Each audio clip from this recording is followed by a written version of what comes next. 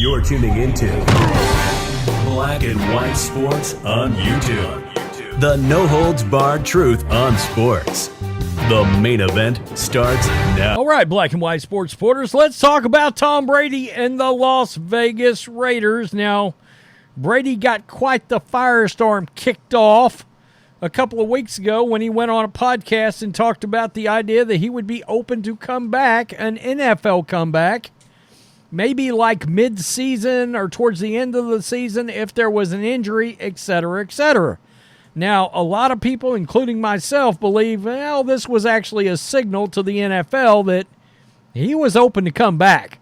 All right, and I found it very interesting, and the reason I think you have to at least somewhat take Brady seriously on this is that he was so animated just last year about the fact that the door was absolutely shut. There was no way in hell Tom Brady was going to come back and play until he come out and said, well, I might actually consider it. And then he came out and talked about the Raiders and the Patriots. Now, I said I don't know how the Patriots make a lot of sense other than the fact that, obviously, he's the Patriots legend. But as far as a win-now team, especially on offense, and one could even argue defense, in fact, the Raiders team, their strength was on defense last year because they lacked, guess what, just a quarterback. Because they certainly got the tools and the guys, especially after this draft, they got guys on the offense now that make you think, well, Tom Brady coming back, and we know he wants to be a minority owner of the Raiders.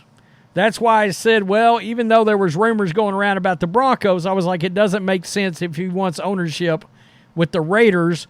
Why would he try to increase the value? Now, all this, of course, still comes down to whether or not the league would cave or flip-flop on the idea that he could be a minority owner and still play. So, ESPN's Dan Graziano has come out and he's made some comments. And he feels like the door is open. Should be noted, by the way, the Raiders did not draft a quarterback. Did not draft a quarterback, and they were certainly a team that you would have thought would have been in the quarterback business in the draft. So Brady recently created a stir when he said on a podcast that he would be open to an NFL comeback, which caused many to begin speculating which teams could be potential fits for the future Hall of Famer. ESPN's Dan Graziano is not ruling out the Raiders, a franchise in which Brady will soon own a minority stake. The catch is that Graziano thinks Brady could do it mid-season, like MLB legend Roger Clemens did with the New York Yankees back in 2007. Quote, I really went back and forth on this one, but I settled on, quote, likely not happening. What Brady said a few weeks ago reminded me of way back when I was covering the Yankees. Roger Clemens could join in mid-season because a pitcher felt like he was too old to manage it through the whole season, Graziano said.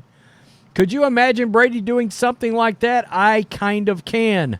But Brady is all about preparation, and I also can't see him jumping into a season without his usual off-season routine to prepare. I agree with that last part. I think if Brady comes back, it's going to be for the full season. It could even be for 2 seasons. I don't know. Because he brought up Michael Jordan and that 2-season comeback he had with the Wizards. Brady has a great relationship with Raiders owner Mark Davis and Las Vegas. He owns a share of the WNBA Las Vegas Aces. Actually has some pieces that may interest Brady, such as wide receivers Devontae Adams and Jacoby Myers. And we also know, of course, they've got Michael Mayer at tight end. And the Raiders also took the best tight end in the draft. Now, I don't know if you guys remember, flashback to Patriot days, 2 tight end sets with Rob Gronkowski and Aaron Hernandez. I know I probably shouldn't bring up Hernandez, but you get my point. I mean, it was dominant. Extremely dominant, and he loves 2 tight end sets. And here we are. By the way, they drafted the first 3 picks. Offense, guard. Brock Bowers, the best tight end in the draft, 13th overall. And they also grabbed an offensive tackle, DeMar Glaze. That's very interesting. Come down here, got Dylan Lube, from New Hampshire at running back. I think this is interesting. This has nothing to do with the prospect. Bowers was one of the best players in this year's draft. Yeah, right here, Yahoo Sports had him number 4 on their top 100 big board overall in the draft. 2023 first team All-AP All-American. This guy's a badass. And you're putting him with Michael Mayer? This gets interesting.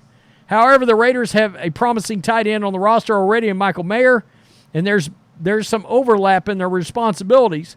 Bowers is a far more dynamic threat than Mayer, so he may just run to the slot and own that area of the field. This is going to need to be worked out in training camp. Ideally, the Raiders will have to find a way to get both of them working while also feeding targets to Devontae Adams. You got to feed targets to Jacoby Myers, too. Let's not get confused. Myers had a really good year. But I found that interesting. I was like, okay, well, we got an NFL insider still talking a little Brady to the Raiders. And then I was like, when I was watching the draft, Brock Bowers, I went, whoa, the Raiders got Brock Bowers right after selecting Michael Mayer, right? And my first thought, literally, and I said it out loud, I said it to my wife, was, man, Tom Brady sure does like 2 tight end sets. That's exactly what came out of my mouth. And then I was like, oh, that's interesting. Now, I don't know that means anything, right? I mean, it could mean nothing. But they didn't take a quarterback. I mean, Gardner Minshew, a really good, clear-cut, like he's an arguable starter in the league, but if you had a high-profile quarterback, he'd be a really good backup. And Aiden O'Connell could sit back, learn from the GOAT, learn from Gardner Minshew, learn how to be a professional, and then, of course, we would not sleep on the fact that this was a really good defense under Patrick Graham and Antonio Pierce. Max Crosby and all those guys, Jack Jones, this defense was the strength of the team. Drop in Tom Brady at quarterback, and this is a Super Bowl contender. That's why I said, of the teams that I think he would come back to, the Raiders are an instant Super Bowl contender. If you drop Tom Brady onto this team, man, I don't know about you guys, but like I said in a previous video, Mahomes against Brady twice a year, Brady against Herbert twice a year. Oh, man, fantastic. It'd be fantastic coming into the NFL season, and it would be really, really interesting to watch and to see all that go down.